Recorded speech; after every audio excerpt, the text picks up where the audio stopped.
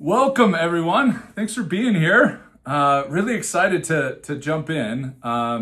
If you have not attended an online event or a webinar, all the words I don't like to call these, with me before, I really prefer this has the vibe of like a conversation. I have some constructs, some frames that I want to offer to you this evening that I'd love for us to be able to sit in together, to consider together, splash around in the puddle together. And I will be keeping an eye on the chat. So let me make sure I've got that pulled up here. I would prefer that if you've got a question along the way, that you raise your hand, click the raise your hand icon so you can ask it out loud. So I don't have to keep track of where it was in the chat. And you raise your hand. I'm gonna get to, I promise. It just I might want to finish a thought first and then have you ask. So, but this is not just sit there and sink into the background and watch kind of a thing. But also, if that's your jam, if that allows you to feel more comfortable to stay on tonight, then awesome. That's fine too. There's really no wrong way to do this tonight. But I definitely work best in conversational, live, less actually unscripted environments. So that's what this is. And I would imagine that most of you, and some of you watching this recording may not know who I am necessarily.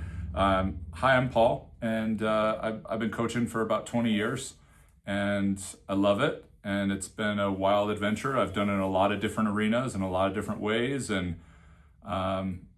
yeah, I would prefer to not take time sharing rapport, accolade type things that you could find on LinkedIn or from talking to other people who know me. At the end of the day, I do get asked a question a lot, and that is, Paul, what do you do? I found the most acceptable answer to be, that depends on who I'm doing it with.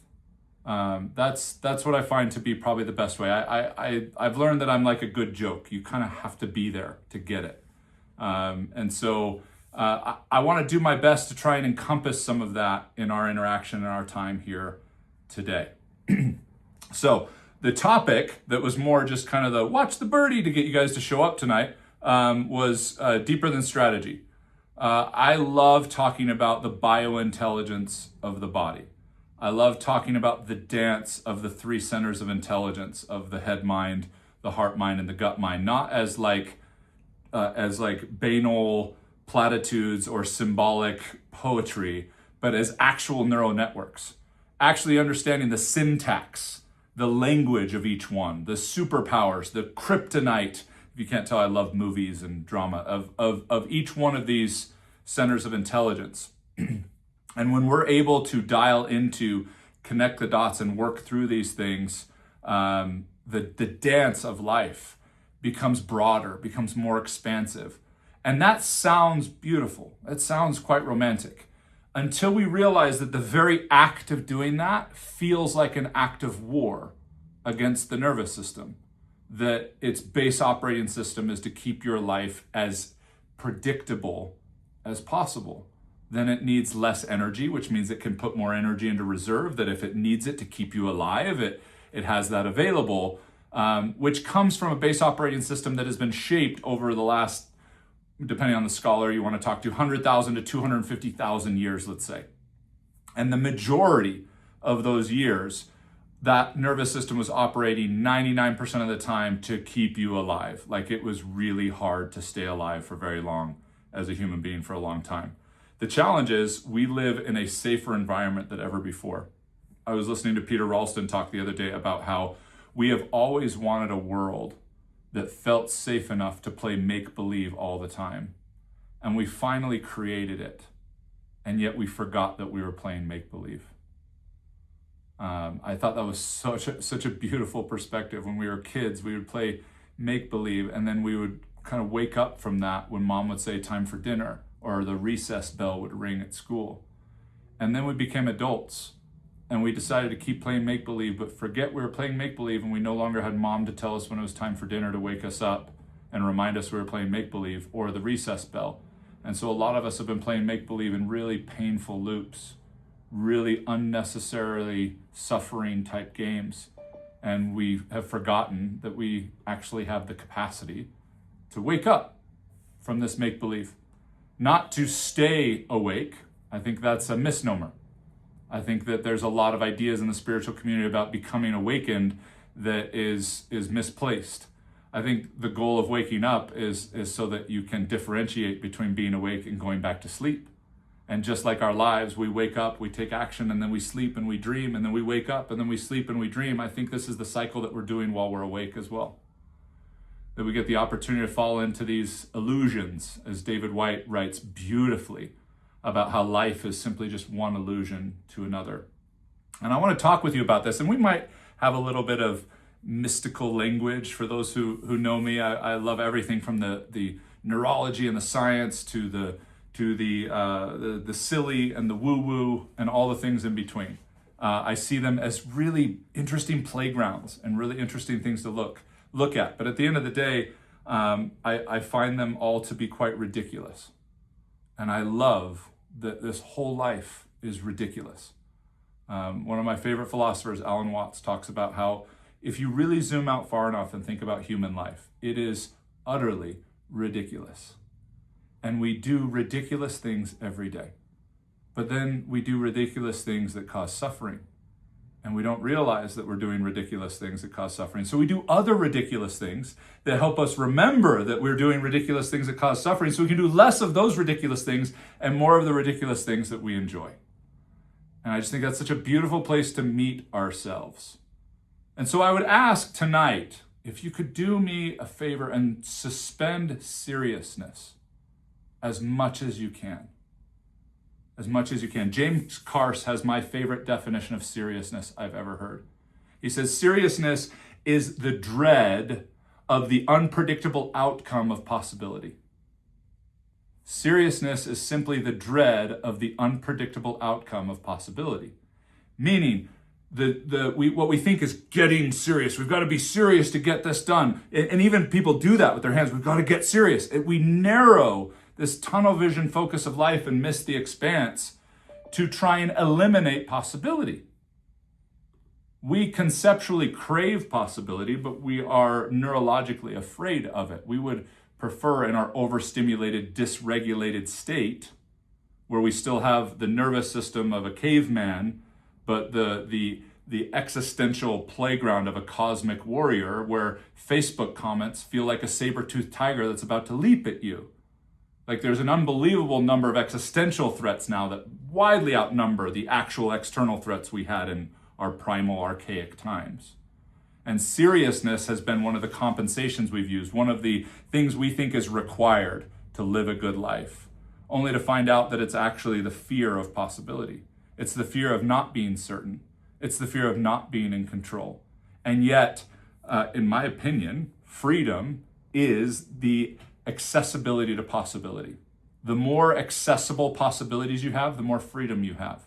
And I believe that the ultimate accessibility is your nervous system, not just the concepts of the mind. A lot of people love to say, yeah, I could have done that, I could have done this. And I was like, well, you didn't. Which may mean you couldn't have actually.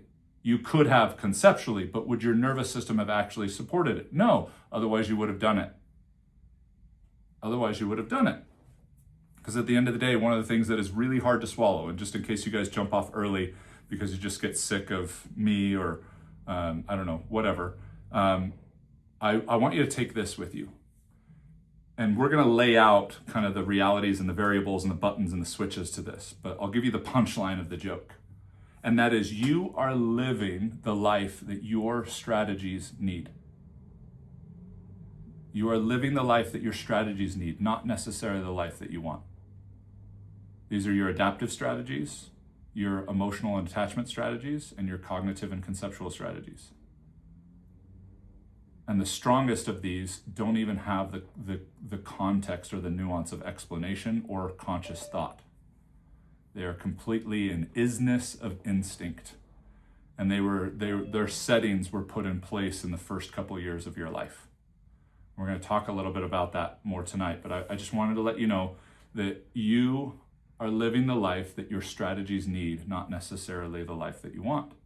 So if you're not living the life that you want, that means your strategies, your adaptive strategies, are not in alignment with your desires. And I'm getting to a place where I'm getting a little frustrated with the number of programs out there, the number of professing guidance that is almost completely cognitively based. We need to have a cognitive grip on ourselves, but it is not where transformation actually occurs. We even learned this in Frozen. Like they had this figured out in a cartoon. When the rock people were like, oh, good thing she got hit in the head, because that's really easy to change. If she'd been hit in the heart, that would have been very different. Those are where your emotional and attachment strategies are. And the gut is where your instinctive, your survival strategies are. And you cannot reach those with cognition, for the pure and simple fact that your cognition did not develop in your brain until after those settings were in place. So they can only assume that the settings that were already in place before they were created are who you are, which makes them feel untouchable. And they don't respond to explanation. They don't respond to ahas, no matter how wonderful they feel, and no matter how many brain pharmacy chemicals get released in your body to make you feel like so many wonderful things are changing in your life. When we zoom out and look back, sometimes we're devastated to see that, wow, all we did was rearrange the furniture. All we did was change the wallpaper, not actually move to a different place. I'm not here, at least my intention, and I'm as human as anything. I don't share this stuff up front as like some thing that exonerates me from any misattunement or any misspoken things tonight. I've got my own stuff, my own biases, but it seems like the way mine are constructed seem to be pretty damn helpful to a lot of other people. So let's just ride with that tonight, if we could, just a little bit. Not out of assumed perfection.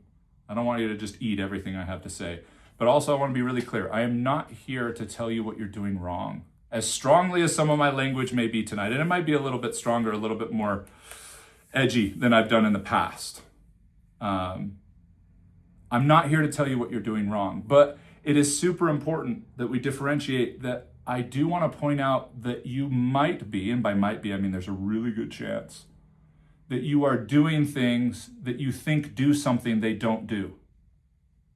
That doesn't make them wrong, but I would like to point out that it's not going to do what you hope it will do, or it's not doing what you think it's doing. And, or on the other side of it, that you might be doing things that you don't think you're doing.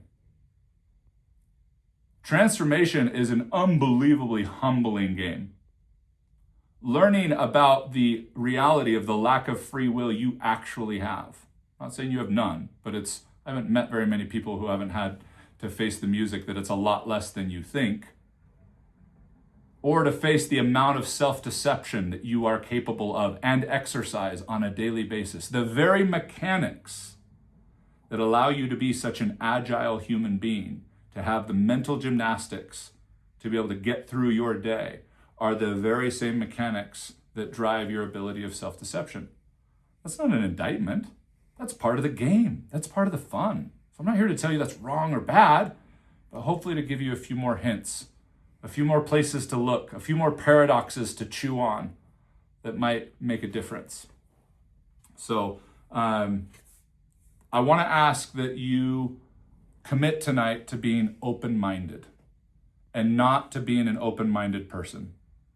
This was a powerful distinction I was taught recently, that a lot of people believe they're an open-minded person, but I don't want you to be an open-minded person. I want you to be open-minded. I want you to lean into the edges of coloring outside your lines and understanding the discomfort that comes from that and not dismissing it or rebelliously embracing it like some maverick from Top Gun, okay?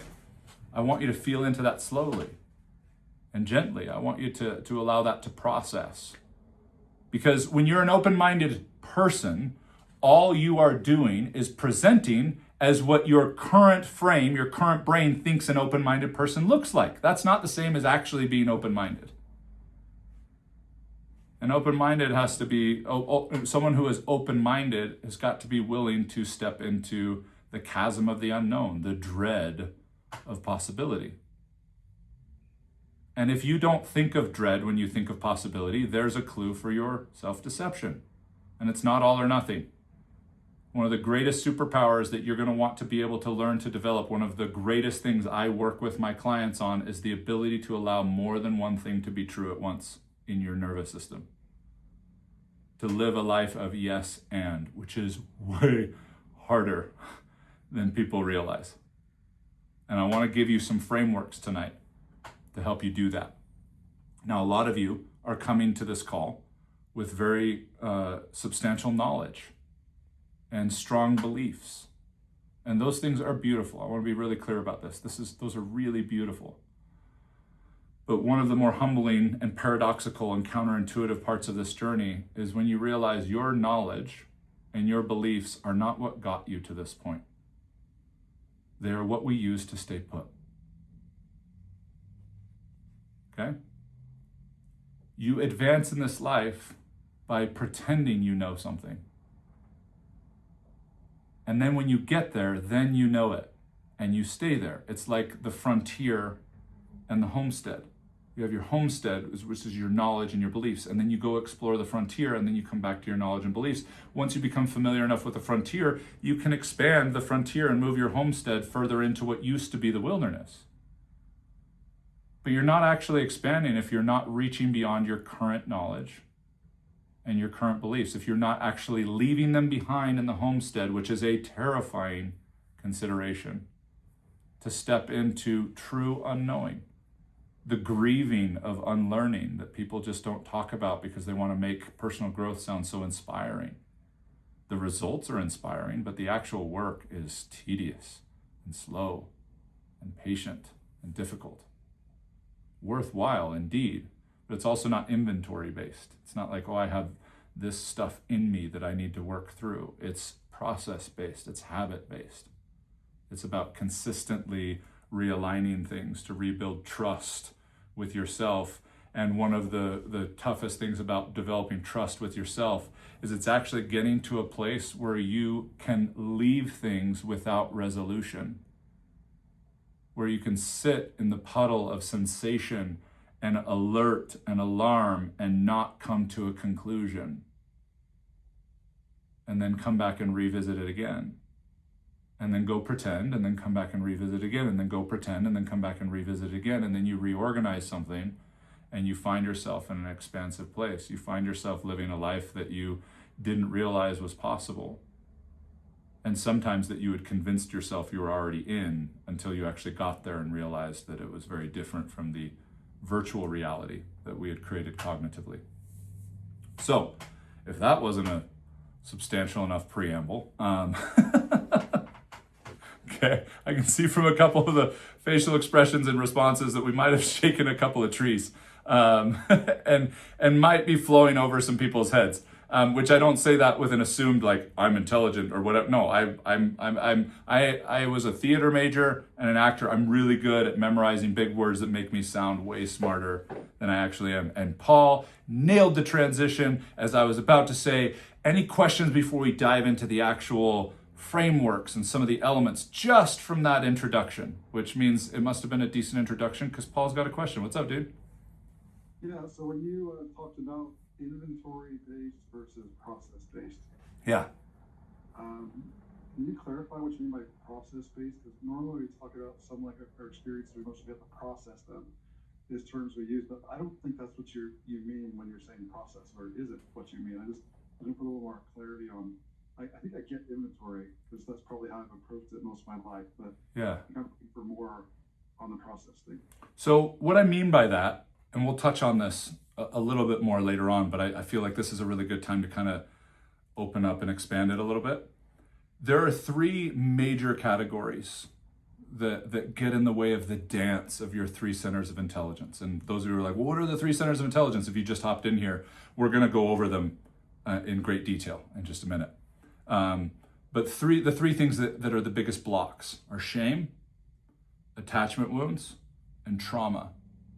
And I'll focus on trauma just because it's the easiest one for this example, okay? A lot of people approach trauma like it's an inventory. Like, this happened to me, this happened to me, this happened to me, this happened to me. Like, these are missions I need to conquer and accomplish to be healed. That's not how it works. There's nothing in your body that has a chronological tracking of the storyline of what you've experienced. It's all vibrations and atomic energy that's trapped in certain reactions that's looking for instinctual clues as to when to release that energy again, when to be ready for that fight or flight response.